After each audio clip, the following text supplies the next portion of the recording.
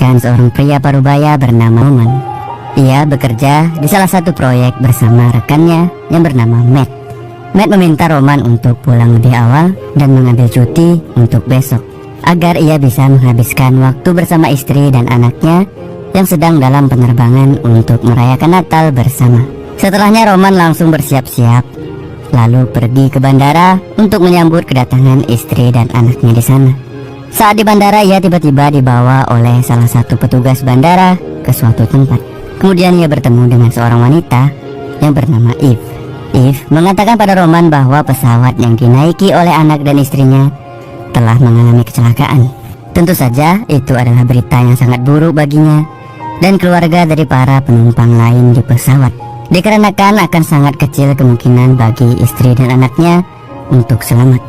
Tentu saja Roman masih tak percaya dan tak sanggup menerima kenyataan bahwa anak dan istrinya telah meninggal. Ditambah lagi anaknya sekarang sedang mengandung calon cucunya. Kemudian kita diperkenalkan dengan seorang pria bernama Jacob. Ia bekerja di salah satu bandara sebagai orang yang bertanggung jawab di menara ATC untuk memandu lalu lintas udara dan para pilot agar tak terjadi tabrakan pesawat di udara. Saat itu salah satu rekan kerjanya pergi ke toilet dan hanya tersisa dirinya sendirian di menara itu. Tentu saja Jacob secara bergantian mengawasi pesawat satu persatu agar tak terjadi tabrakan. Namun sayang ada dua pesawat yang tak terawasi olehnya, sehingga kedua pesawat itu pun kehilangan kontak.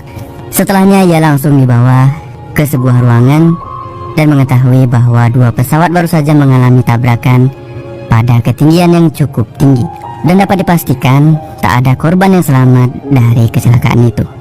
Tentu saja membuat Jacob menangis dan bersedih karena ia tak berhasil menyelamatkan nyawa orang banyak.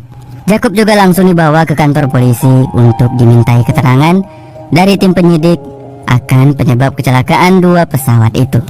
Saat sampai di rumah pun ia masih merasa sangat syok akan tragedi yang baru saja terjadi. Sementara itu Roman sedang dalam perjalanan menuju ke tempat jatuhnya salah satu dari puing-puing pesawat yang ia lihat di TV. Di sana ia pun menjadi relawan untuk mencari apakah anak dan istrinya benar-benar menjadi korban dalam kecelakaan dua pesawat itu. Setelah mencari, ia menemukan kalung dari istrinya, dan ternyata benar, istri dan anaknya yang sedang mengandung menjadi korban dalam kecelakaan mengerikan itu. Membuatnya sangat bersedih dan berduka karena kehilangan dua orang yang sangat ia cintai. Malam harinya Matt datang ke rumahnya dan memberikan sedikit makanan untuknya. Selain itu, Matt juga mengkhawatirkan keadaan Roman yang dalam beberapa hari ini tak mengangkat telepon darinya. Roman pun mengatakan bahwa dia membutuhkan sedikit waktu untuk bisa hidup tanpa istri dan anaknya, agar dirinya bisa kembali bekerja seperti biasa. Hal serupa juga dialami oleh Jacob.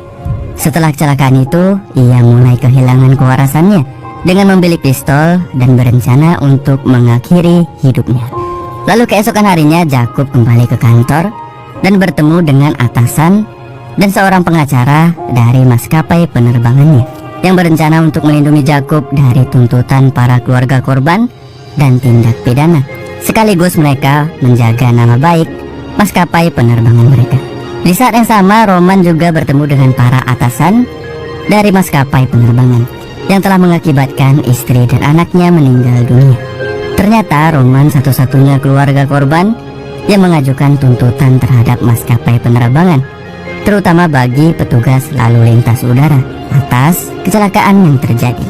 Akan tetapi pihak maskapai ingin bersepakat dengannya agar Roman segera mencabut tuntutannya dan akan memberikan ganti rugi atas apa yang menimpa keluarganya sebagai imbalan. Akan tetapi Roman tak membutuhkan semua itu. Yang ia butuhkan hanyalah permintaan maaf dari pihak maskapai, terkhusus petugas ATC di perusahaan penerbangan yang sudah membuat keluarganya meninggal. Namun pihak maskapai tak ingin melakukan hal itu. Lalu setelahnya Roman pun pergi dari sana. Di sisi lain, Jacob pun mulai menjalani terapi dari seorang psikolog. Akan tetapi hal itu tak membantunya sama sekali. Kemudian setahun pun berlalu. Kini para keluarga korban sudah mulai ikhlas akan tragedi yang telah menimpa keluarga mereka. Dan bertepatan pada hari itu juga adalah peresmian dari monumen untuk mengenang tragedi kecelakaan pesawat yang telah menelan banyak korban jiwa setahun yang lalu. Selain itu, kini Jakub sudah hidup dengan identitas barunya dan hidup sendirian yang jauh dari istri dan anaknya berkat bantuan maskapai penerbangan tempatnya bekerja. Dia melakukan semua itu hanya untuk menghilangkan kepedihan dan rasa penyesalan atas tragedi setahun yang lalu. Namun walaupun begitu, istri dan anaknya tetap mengunjunginya setiap akhir pekan. Ternyata selama setahun ini Roman juga masih belum melupakan kejadian yang menimpa keluarganya, dikarenakan pihak maskapai yang tak kunjung meminta maaf atas apa yang terjadi. Ia pun meminta bantuan dari seorang wanita bernama Tessa untuk mencari petugas bandara, atau lebih tepatnya Jakub, yang seharusnya bertanggung jawab atas terjadinya kecelakaan pesawat setahun yang lalu itu. Setelah ia mendapatkan alamat tempat tinggal Jakub dari Tessa yang selama ini dicarinya, Roman pun langsung pergi untuk meminta permintaan maaf dari Jakub secara langsung. Keesokan harinya Roman pun telah sampai di apartemen tempat tinggal Jakub sekarang. Akan tetapi ia tak langsung datang ke sana, melainkan ia memesan kamar hotel untuk beristirahat sejenak. Dan malam harinya ia pun datang ke apartemen Jakub dengan menunjukkan foto istri dan anaknya dan meminta Jakub untuk meminta maaf. Namun Jakub mengatakan itu hanya kecelakaan. Selain itu, Jakub juga mengatakan bahwa dirinya tak bersalah. Karena merasa kesal tanpa disangka, Roman tega membunuh Jakub dengan pisau yang ia bawa. Istri dan anak Jakub pun melihat hal itu. Sepertinya pikiran Roman sudah tak beres karena menganggap istri dan anak Jakub sebagai anak dan istrinya sendiri yang sudah meninggal. Setelah membunuh Jakub, kini Roman dimasukkan ke dalam sel tahanan dan sudah berada di sel tahanan itu selama 10 tahun. Roman pun mendapat keringanan dari hukumannya dan akan dibebaskan bersyarat selama 4 bulan. Jika ia bisa berubah, Roman tak perlu lagi masuk ke sel tahanannya. Setelah sekian lama, akhirnya Roman kembali bebas dengan status bebas bersyarat selama 4 bulan. Dan ia pun kembali menghirup udara segar. Di hari itu juga ia langsung mengunjungi makam istri dan anaknya.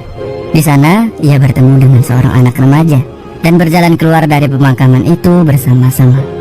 Lalu saat Roman menanyakan tentang keluarga dari anak itu, ternyata anak remaja itu bernama Samuel, yang merupakan anak dari Jakub yang telah ia bunuh 10 tahun yang lalu.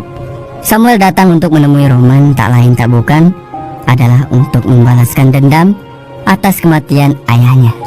Pistol yang dipegang Samuel pun sudah berada tepat di kepala Roman. Roman pun meminta Samuel untuk menembaknya jika itu yang Samuel inginkan, karena ia sangat mengerti bagaimana perasaan kehilangan keluarga dan orang yang sangat berarti di dunia ini. Selain itu, Roman juga meminta maaf atas apa yang telah dilakukannya pada ayah Samuel.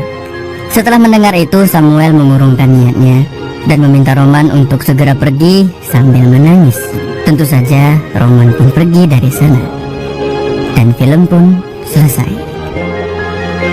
Itulah tadi alur cerita film Aftermath.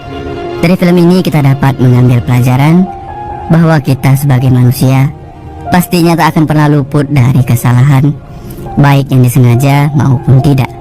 Jika kita menyadari kesalahan atau tindakan yang kita lakukan salah, alangkah baiknya kita meminta maaf kepada yang bersangkutan. Karena jika kita meminta maaf, itu artinya menandakan bahwa kita peduli pada perasaan orang lain, serta menghargai perasaan orang yang telah kita lukai. Itulah mengapa kata maaf sangat penting untuk diucapkan ketika kita melakukan kesalahan agar tak menimbulkan dendam. Semoga kalian suka dengan alur cerita film kali ini. Terima kasih dan sampai ketemu lagi di alur cerita film lainnya. Assalamualaikum warahmatullahi wabarakatuh.